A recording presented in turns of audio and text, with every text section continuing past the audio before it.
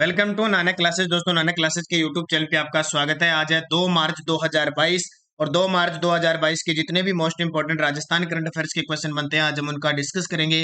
पूरा वीडियो ध्यान से देखना और लास्ट में मैं आपसे क्वेश्चन पूछूंगा जिनके जवाब आपको कमेंट बॉक्स में देना। दोस्तों, वीडियो अच्छा लगे लाइक और शेयर कर देना। अगर आप चैनल पे नए हैं तो इसको सब्सक्राइब कर लेना। तो स्टार्ट करते हैं आज के क्लास की। और सभी विद्यार्थियों को कल अ, अब मेरे को जिस भी विद्यार्थी ने शुभकामनाएं दी थी, प्रत्यक्ष हो या अप्रत्यक्ष रूप से, उन सभी को हार्दिक तहे दिल से धन्यवाद, शुभकामनाएं उनको भी। और जो विद्यार्थी कह रहे थे कि सर क्या करंट की क्लास आएगी, बिल्कुल आपको हर प्रकार की करंट अफेयर्स की क्लास जो भी हमारी क्लासें चल रही है वो कंटिन्यूज क्लास चलेगी, ये चिंता मत कीजिए।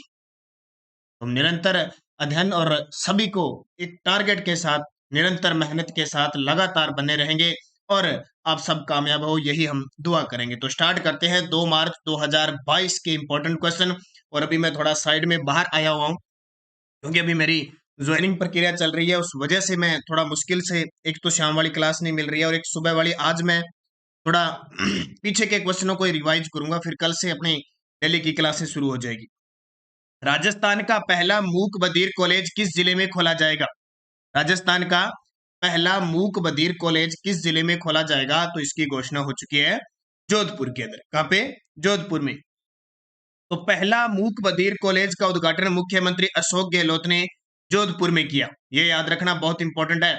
इससे पहले पहले थे ये 10वीं तक का स्कूल था, फिर ये सीनियर सेकेंडरी स्कूल हो गया और अब ये कॉलेज बन गया है, पहला मूक बधिर कॉलेज अपने राजस्थान के जोधपुर जिले में। वर्ष 2002 में इस मूक बधिर विद्यालय को सेकेंडरी स्कूल का दर्जा दिया गया, यानी 10वीं तक का। और 2010 में यह सीनियर सेकेंडरी स्कूल हो गया, यानी 12वीं तक का। और अब 2022 में उसे कॉलेज का दर्जा मिल चुका है। तो जिला कौन सा?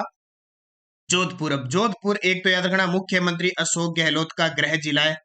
दूसरी बात, इसे हम कहते हैं सन सिटी या कहते हैं सूर्य नगरी। ये बहुत बार प्रश्न आता है, आपसे पूछे राजस्थान में सबसे ज्यादा सौर ऊर्जा की संभावना किस जिले में है? जोधपुर में। और पवन ऊर्जा की संभावना पूछे तो आपका उत्तर आएगा जैसलमेर। तो ये दोनों चीजें आपको याद रखना।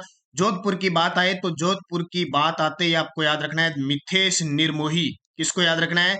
मिथेश निर्मोही, जिन्हें राजस्थानी भाषा का केंद्रीय साहित्य अकादमी पुरस्कार दिया गया। तो ये जोधपुर की बात है। अब मैं बूस्टर डोज लेके आता हूं जोधपुर के लिए। ये देखिए, जोधपुर जिला सबसे ज्यादा पेपर में पूछा जाता है। स्थापना हुई थी 12 मई 1459 को, और किसने की थी? राव जोधा ने। और राव जोधा ने ही यह दुर्ग बनवाया था जिसका नाम है मेहरानगढ़ दुर्ग। कौन सा? मेहरानगढ़ दुर्ग, जो चिड़िया टुक की पहाड़ी पर स्थित है। लाखा खान का नाम सुना होगा, हाल ही में क्यों चर्चा में है? क्योंकि फलोदी के राणेरी गांव के रहने वाले हैं और 2021 का पद्मश्री मिला कला के क्षेत्र में। जयपुर, जोधपुर, कोटा में दो दो नगर निगम है। 18 अक्टूबर 2019 से 18 अक्टूबर 2019 से दो दो नगर निगम है, यानी टोटल हमारे राजस्थान में नगर निगम कितने हो गए? 10 हो गए। और जयपुर और जोधपुर के अंदर कमिश्नरेट प्रणाली भी लागू है और तीसरी प्रस्तावित हो चुकी है कोटा के अंदर, ये भी ध्यान रखना। कैबिनेट मंत्री जिनका नाम सुना होगा आपने, गजेंद्र सिंह शेखावत, जोधपुर से है।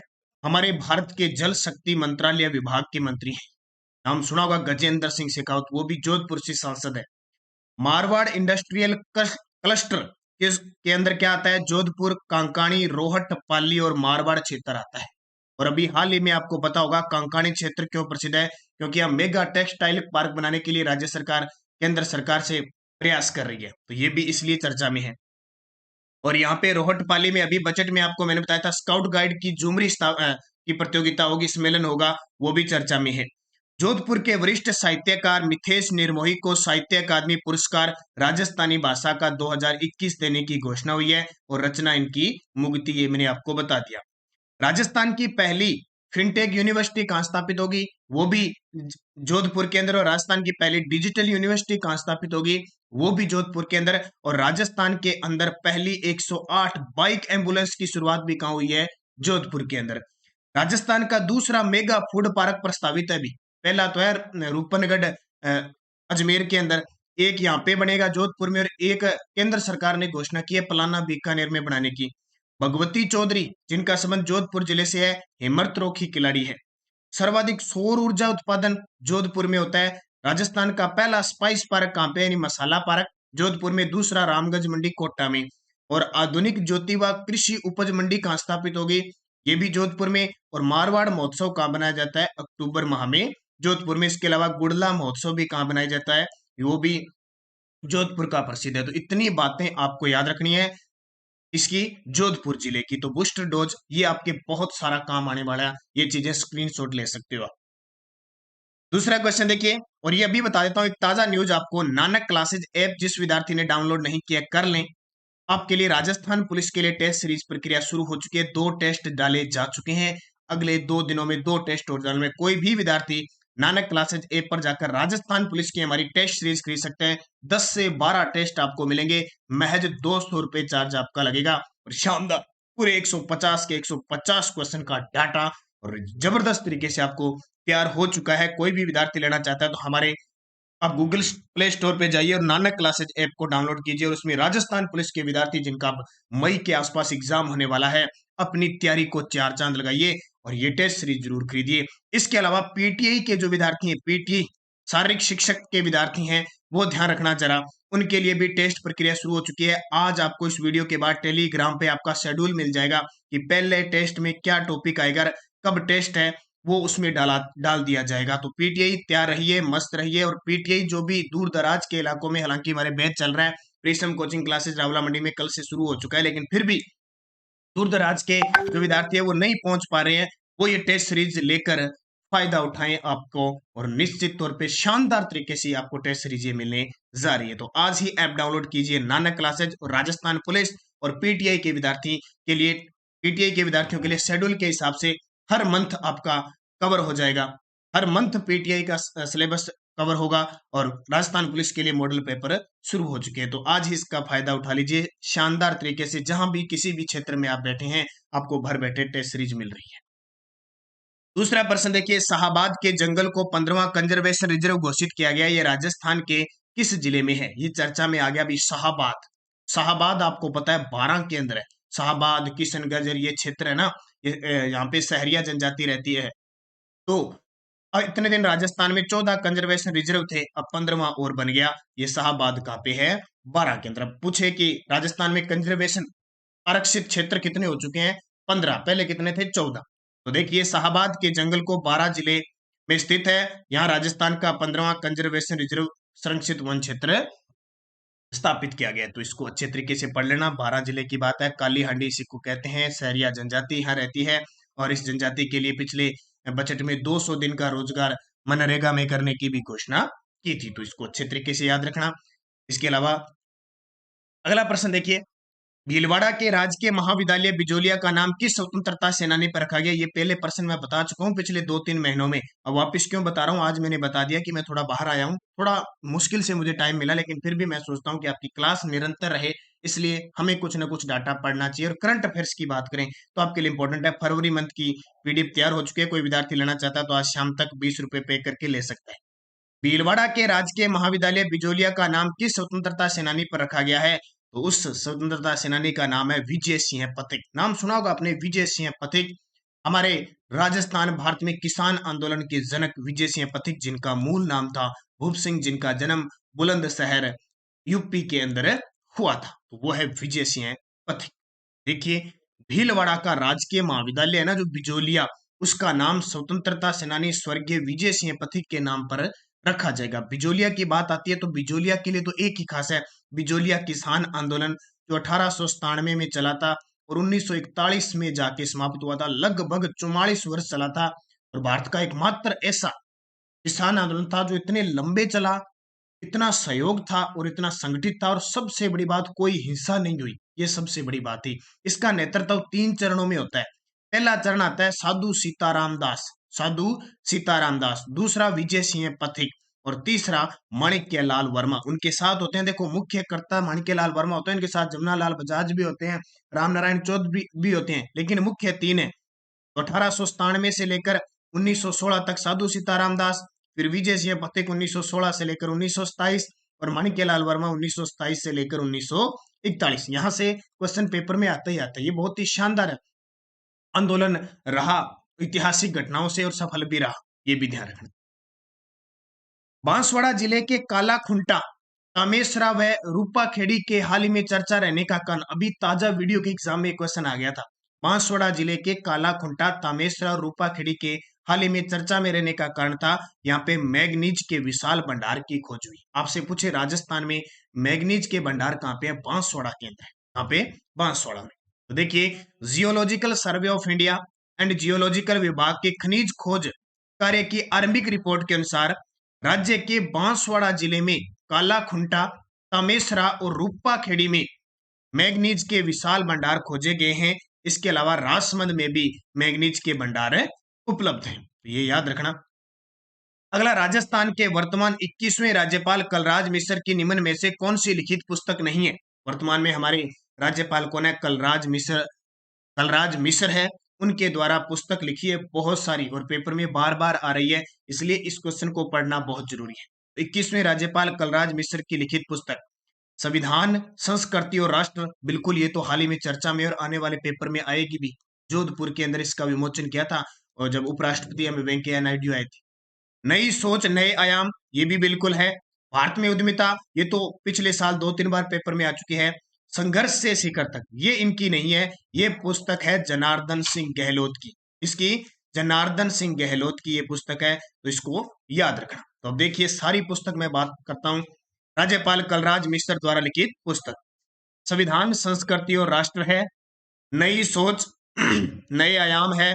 भारत में उद्यमिता है। निमित्त मात्र हूं मैं और हिंदुत्व एक जीवन शैली, ये सारी कलराज मिश्र की पुस्तक है। अब इस पुस्तक को याद रख लेना और इस पुस्तक को याद रखना, ये दोनों पेपर में आने के पूरे पूरे चांसेस है, ये तो श्योर है। संविधान, संस्कृति और राष्ट्र। राजस्थान क्रिकेट संघ ने कितने रणजी मैच खेलने वाले खिलाड़ियों को पेंशन देने की घोषणा की है? जी बिल्कुल, RCA cricket, Rajasthan cricket association, जिसके अध्यक्ष वैभव गहलोत है, उन्होंने घोषणा की है कि हम जिस खिलाड़ी ने 3 रणजी मैच खेले हैं उनको हम पेंशन देंगे। ये बड़ी बात।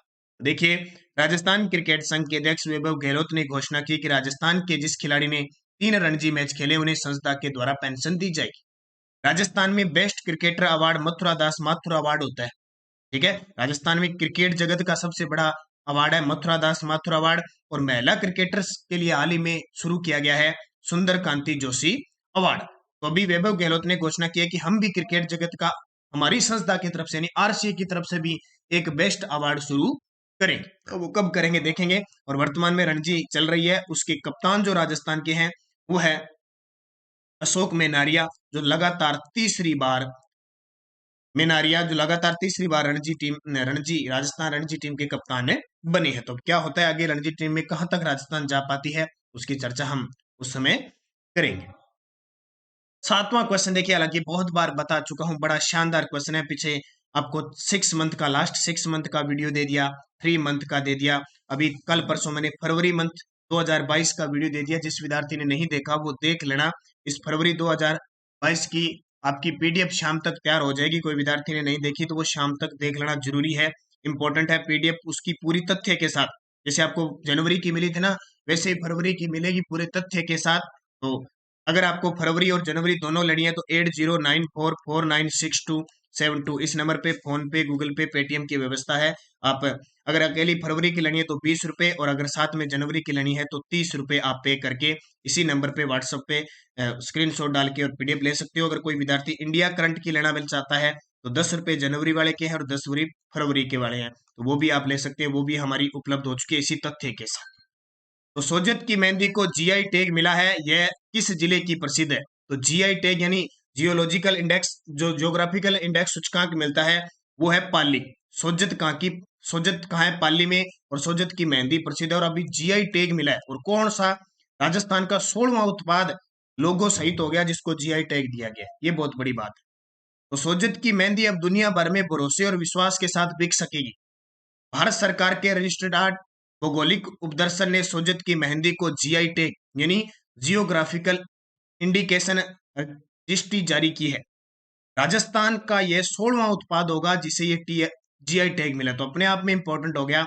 अब सोजत की मेहंदी ज्यादा सुर्ख और बिना मिलावट के बिक सकेगी। और आपको पता है जैसे ये 16वां उत्पाद घोषित हुआ, जीआई टैग मिला, और एक चौथ का बरवाड़ा सवाई माधोपुर के अंदर एक शादी हुई थी, आपको पता होगा। चौथ का बरवाड़ा के अंदर एक खरबूजा महल है, उसमें शादी हुई थी विक्की कौशल और कैटरीना कैफ की। कैटरीना कैफ के हाथों में जो मेहंदी लगी थी वो सोजत की मेहंदी।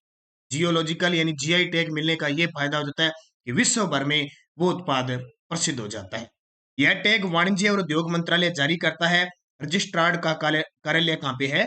चेन्नई में वो जारी करता है। तो याद रखना है, मेहंदी कहाँ की प्रसिद्ध? सोजत की मेहंदी। और कहाँ की? पाली की। हमारी पीडीएफ आपको टेलीग्राम पे प्राप्त हो रही है। लगातार शाम 8 बजे के बाद आपको पीडीएफ प्राप्त हो जाती है। Nanak classes Rajasthan current affairs नाम से हमारा ग्रुप बना हुआ है। आज ही ज्वाइन कीजिए। वीडियो के डिस्क्रिप्शन में भी इसका लिंक है। अब पिछले वीडियो का क्वेश्चन था, राजस्थान स्मार्ट सिटी योजना के तहत कितने शहर शामिल किए गए? तो आप सभी विद्यार्थियों का जवाब था 6। अब देखिए, ये इंपॉर्टेंट क्वेश्चन क्यों है? इसलिए क्योंकि केंद्र सरकार ने स्मार्ट सिटी मिशन योजना शुरू कर रखी है, उसमें 100 शहर शामिल है। हमारी राजस्थान सरकार ने भी केंद्र का मुकाबला करते हुए राजस्थान स्मार्ट सिटी योजना शुरू की है। और वो 6 जिले याद ही रखने हैं आपको। वो 6 जिले याद ही रखने हैं, क्योंकि टारगेट आ गया कि जोधपुर को भी इन्होंने शामिल कर लिया इसके अंदर। जोधपुर, बीकानेर हो गया, भरतपुर, अलवर हो गया। ठीक है, वो 6 के 6 जिले आपको याद रखने हैं, वो पेपर में पक्का आएंगे। एक भीलवाड़ा, चित्तौड़गढ़ हो गया। अब वीडियो के लास्ट में मैं आपसे क्वेश्चन पूछता हूं, जिनके जवाब आपको कमेंट बॉक्स में देना है। पेट्रोलियम केमिकल व पेट्रोकेमिकल्स इन्वेस्टमेंट रीजन की स्थापना कहाँ की जाएगी? ये भी बहुत इंपॉर्टेंट है। बजट के प्रश्न सारे इंपॉर्टेंट है। पंचभद्रा बाड़मेर, जामडोली जयपुर, डिडवाना नागौर और मथानिया जोधपुर। सही जवाब आपको कमेंट बॉक्स में देना है। और यस्टरडे डोज देखो, कल क्वेश्चन मैंने दिए थे, 70 डिग्री पूर्वी देशांतर किस जिले से गुजरती है? तो जैसलमेर से गुजरती है। जोधपुर जिला किस जलवायु के अंतर्गत आता है? अर्ध शुष्क। देखो, इधर वाला क्षेत्र आ जाएगा शुष्क, फिर ये स्टेपी प्रदेश आ जाता है अर्ध शुष्क में। काली मिट्टी का वैज्ञानिक नाम वर्टिसोल्स। और कल मैंने आपको दिया था जलोढ़ मिट्टी का वैज्ञानिक नाम एल्फिसोल्स। तो ये वैज्ञानिक नाम पेपर में आते ही आते हैं। बनास नदी का उद्गम किस पहाड़ी से होता है? तो बनास नदी खमनोर की पहाड़ी राजसमंद से निकलती है और राजस्थान के 6 जिलों में बहती हुई सवाई माधोपुर में, चंबल में मिल जाती है। जामर कोटड़ा किस खनिज के लिए प्रसिद्ध है? अच्छा, जामर कोटड़ा खनिज किस जिले का प्रसिद्ध है? तो सभी विद्यार्थियों का उत्तर था उदयपुर। तो ये 5 क्वेश्चन थे जिनका जवाब आपने सही दिया। कल से मैं कोशिश करूंगा जो आज के क्वेश्चन है ना, उनको रिवीजन लेकर भी आऊंगा। जितने भी क्वेश्चन है उनका रिवीजन भी स्टार्ट करूंगा, कोशिश मेरी पूरी रहेगी। अब नेक्स्ट डो, जिसके जवाब आपको कमेंट बॉक्स में देने हैं। रेतीली मिट्टी का वैज्ञानिक नाम क्या है? देखो, सारी मिट्टियों के वैज्ञानिक नाम याद हो जाएंगे। इसरदा बांध किस जिले में है और किस नदी पर है, ये और बताना है आपको। बाणगंगा नदी का उद्गम स्थल कहां से होता है? बाणगंगा नदी। राजस्थान राज्य अभिलेखागार कहां स्थित है? इसकी स्थापना भी बता देना। और राजस्थान में सबसे पहले सूर्य अस्त किस जिले में होता है? सूर्य अस्त किस जिले में होता है और सूर्य उदय किस जिले में होता है? ये दोनों बता देना, बार बार पेपर में पूछे जा रहे हैं और वहां पेपर में इतना प्रेशर होता है कि हम उल्टा करके आ जाते हैं इसको। तो ये पांचों के जवाब मुझे कमेंट करके दे देना। वीडियो को जाते जाते लाइक करना, शेयर करना। अगर आप चैनल पे नए हैं तो इसको सब्सक्राइब कर लेना और इसके पास लगे बेल आइकन के घंटे को दबा लेना, ताकि जो भी वीडियो अपलोड हो आप तक उसका नोटिफिकेशन पहुंच के। तो धन्यवाद दोस्तों, जय हिंद, जय भारत। और ये फरवरी मंथ की वीडियो, ये पोस्टर आपने देख लिया होगा। ये मैंने आपको पूरा शानदार तरीके से देख दिया। जिसने नहीं देखा, और इसकी पीडीएफ आज शाम तक आपको उपलब्ध हो जाएगी।